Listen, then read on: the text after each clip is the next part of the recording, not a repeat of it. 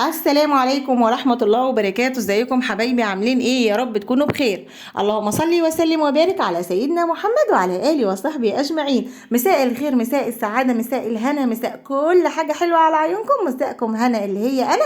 ويلا ببركة لا حول ولا قوة إلا بالله ولا منجى من الله إلا إليه. وببركة بسم الله نبدأ الفيديو. يلا سموا الله وصلوا على الرسول وحط اللايك بتاعك يا قمراي. انتي مخبية ايه في الكيس يا هنا؟ مخبية الخير كله يا أحلى هنا، يا احلى حبايب هنا. ان شاء الله معانا احلى خير في الدنيا. اللهم لك الحمد، اللهم بارك. دي الزبده الفلاحي البلدي الاصيله، ما شاء الله تبارك الله. بنجيبها من حد مضمون، لان انت لو جبتيها من السوق من حد كده عادي بيبقى ربنا يعافينا فيه غش، انما دي جايبينها من حد احنا عارفينه الحمد لله وموثوق فيه. فالحمد لله الزبده ما شاء الله بلدي بلدي يعني، اللهم بارك. طبعا انا جبت 5 كيلو، وجبت لامي 2 كيلو، ربنا يديها الصحه يا رب والعافيه. فطبعا انا مش بخليها كلها على بعضها، هي بتيجي طبعا كور، في بعض البلاد بيخلوها زي المستطيل كده، وفي بعض بيخليها كور كبيره وفي كور صغيره على حسب. لكن احنا عندنا بيعملوها كور بالمنظر ده. انا بصراحه الكور بتاعتي جايه تقريبا الكوره نص كيلو، تقريبا نص كيلو يعني، زي ده شويه يعني اقل شويه، ما فيش مشكله. هبتدي اعبي كل واحده في كيس، بحيث ان انا احمد طبعا اصر انه لازم يحط واحده معايا، فعادي مش هزعله. دايما بنحب ولادنا يشاركونا الحاجات الحلوه، ودي طبعا من احلى الحاجات، لان ده خير في البيت. اللهم لك الحمد. طبعا احمد بيقول لكم حطوا اللايك، ربنا يبارك لكم، اللهم امين يا رب العالمين. بالله عليكم حطوا اللايك، علشان اللايك بيرفع الفيديو، جزاكم الله خيرا. ربنا يا رب يرضى عليكم، اللهم امين يا رب العالمين. وهبتدي احط كل كرة زي ما اتفقنا في الكيس بتاعها، بحيث لما اجي اطلع استخدم واحدة بس، ما هدرش الباقيين او ما بهدلش الباقيين، بحيث ان احافظ على الكميه اللي موجوده عندي كلها. طبعا زي ما اتفقنا شهر واحد شهر الزبده، تخزني الزبده في شهر واحد، من اواخر 12 لحد اول 2، ده اكتر وقت في السنه ممكن تخزني الزبده فيه. فانا طبعا جبت الكميه دي، وان شاء الله باذن واحد احد ربنا يعينه ويوسع رزقنا ويوسع رزق الجميع، ان شاء الله هجيب كميه كمان، وبكده هبقى خلاص خلصت كميه السنه كلها ان شاء الله، مش هحتاج باذن واحد احد. ربنا بس يوسع علينا، اللهم امين يا رب، ويرزقنا البركه في الرزق، اللهم امين. يلا واحنا بنعبي الزبده نقول ايه؟ نقول سبحان الله والحمد لله ولا اله الا الله والله اكبر، لا اله الا انت سبحانك اني كنت من الظالمين. اللهم آتنا في الدنيا حسنة وفي الآخرة حسنة وقنا عذاب النار. رب اشرح لي صدري ويسر لي أمري وأحلل عقدة من لساني يفقه قولي. أستغفر الله الذي لا إله إلا هو الحي القيوم وأتوب إليه. سبحان الله وبحمده سبحان الله العظيم. لا حول ولا قوة إلا بالله ولا منجى من الله إلا إليه. اللهم لك الحمد حتى ترضى، اللهم لك الحمد حتى ترضى، اللهم لك الحمد حتى يبلغ الحمد منتهى. يلا النخلات يا أمارات، سبحان الله وبحمده سبحان الله العظيم، سبحان الله وبحمده سبحان الله العظيم، سبحان الله وبحمده سبحان الله العظيم. على التنهيدة دي في كل فيديو فيه تنهيدة، والتنهيدة فيها حاجات كتير. الحمد لله على كل حال، اللهم لك الحمد. خير ونعمة من عند الله. الكرة دي مالها يا هنا كده معصلجة شويتين، اصلها كبيرة حبتين يا اختي، اسيبها؟ لا مش هسيبها طبعا، هجيب السكينة وهقطع منها حتة، والحتة اللي هقطعها هعمل بيها حاجة حلوة قوي قوي قوي، هفرح بيها الولاد ان شاء الله، هقول لكم عليها بعد شوية. هقطع منها حتة كده واحطها في الطبق واحطها في الكيس. ده خير من عند ربنا عز وجل. اللهم لك الحمد. الزبدة البلدي علميا هي افضل مادة دهنية ممكن تستخدميها، افضل من الزيوت نفسها صدقوني، ما فيهاش الكوليسترول الضار ابدا، وخدوا المعلومة دي على ضمانتي. الزبدة البلدي هي افضل انواع المادة الدهنية اللي ممكن تستخدميها، بس طبعا احنا عارفين ان هي غالية فبنقتصد شوية فيها. بنحط شوية زبدة، حتة زبدة على شوية زيت، بنجيب علبة سمنة ونسيح عليها كرة من الزبدة، فبتدي نفس طعم الزبدة يعني، بنمشي حالنا يعني، والحمد لله فضل ونعمة من عند الله. برضو الكرة دي طلعت كبرت شوية فاخدت منها حتة كمان، بس بصراحة طعمها جنان. اللهم لك الحمد يا رب العالمين، نعمة وفضل من عند ربنا عز وجل. هبتدي اكمل زي ما انتم شايفين بنفس الطريقة، ويلا نقول سبحان الله والحمد لله ولا اله الا الله والله اكبر. لا اله الا الله وحده لا شريك له، له الملك وله الحمد يحيي ويميت وهو على كل شيء قدير. حسبي الله لا اله الا هو عليه توكلت وهو رب العرش العظيم. دايما دايما قولي اذكار زي ما احنا متعودين، طول ما انت واقفه بتعملي اي حاجه، اي حاجه قولي ذكر، قولي اي ذكر يجي على بالك، اي ذكر ولو ذكر واحد، افضلي ردديه ردديه ردديه. اللهم لك الحمد.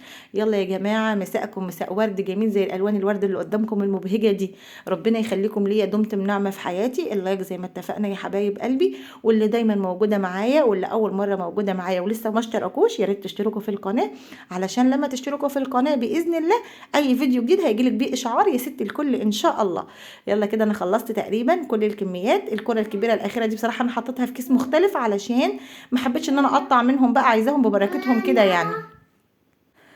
يلا صلوا على الرسول عليه افضل الصلاه والسلام. احنا كده قربنا نخلص الكميه، في حته صغنططه اهيت، قلت لا ما ينفعش كده، ما ينفعش اسيب الحته الصغنططه دي. اخدتها بصراحه واكلتها، اصلا انا بحب اكل منها كده عادي يعني لانها بصراحه جميله وحلوه قوي. الخير في البيت جميل، اللهم كتر علينا خيرك يا ارحم الراحمين. الله يرزقنا البركه، اللهم امين يا رب العالمين. اللهم اشف مرضانا ومرضى جميع المسلمين. اللهم بارك في عمر امي هي وجميع امهات المسلمين، وارحم ابويا واغفر له هو وجميع اموات المسلمين. اللهم ارزق كل مشتاق الذرائع الصالحه. اللهم عافي كل مريض. اللهم سد دين كل مديون. اللهم فك كرب كل مكروب. اللهم امين يا رب العالمين. ربنا يرحمنا، احنا في ايام جميله جدا جدا جدا، ايام داخلين على ايام مبهجه. هنخزن الزبده ديت للسنه كلها، بس طبعا هيكون لشهر رمضان نصيب فيها اكيد طبعا. رمضان يعني حلويات، يعني كنافه، يعني جلاش، يعني بسبوسه. رمضان ايامه حلوه وخير وكتير، شهر الخير بيكون كله خير. اللهم لك الحمد. ويمكن سبحان الله علشان احنا بنخزن لشهر الخير ربنا مدينا البركة. اللهم امين يا رب العالمين. لو قدرت تتصدقي بكل حاجة من عندك تصدقي، انا بقولك اهو، وخديها مني خير وبركة باذن الله. خدي مني الكلمة، ومش هقولك جربي، حاشا لله ان احنا نجرب مع الله، لا يمكن نجرب مع الله، لكن ربنا وعدنا الا ان تجارة الله رابحة. يعني سبحان الله، حاولي تتصدقي باغلى ما عندك. يعني ايه باغلى ما عندك؟ تصدقي باللي انت بتحبيه. يعني الزبده دي خير، تخيلي لو خدتي واحده منهم وتصدقت بيها، صدقيني خلف ربنا هيكون مفيش بعد كده. اللهم لك الحمد يا رب العالمين.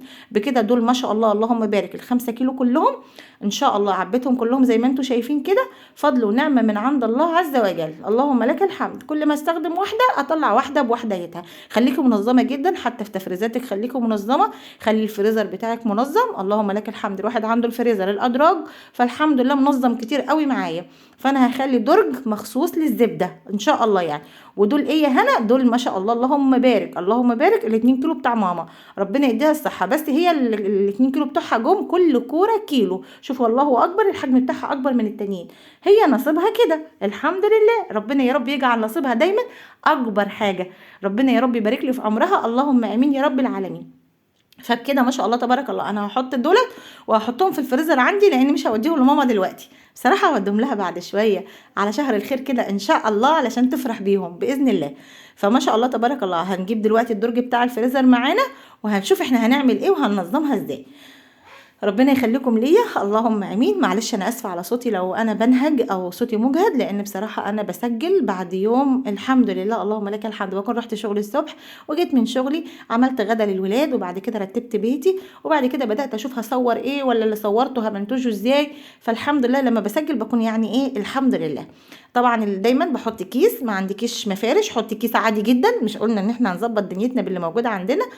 غسلت الدرج كويس جدا ونشفته وحطيت كيس من في القاعده من تحت، وهبتدي ارص الكور بتاعتنا، وانا برصها بقول بسم الله، وانا برصها بقول الحمد لله، وانا برصها اقول الله اكبر، وانا برصها بقول سبحان الله. فربنا سبحان الله هيديني بركه كل حاجه انا بعملها. طول ما انت بتعملي حاجه اذكري الله، والله العظيم الا بذكر الله تطمئن القلوب. ذكر ربنا بركه لا نهايه ليها يعني سبحان الله.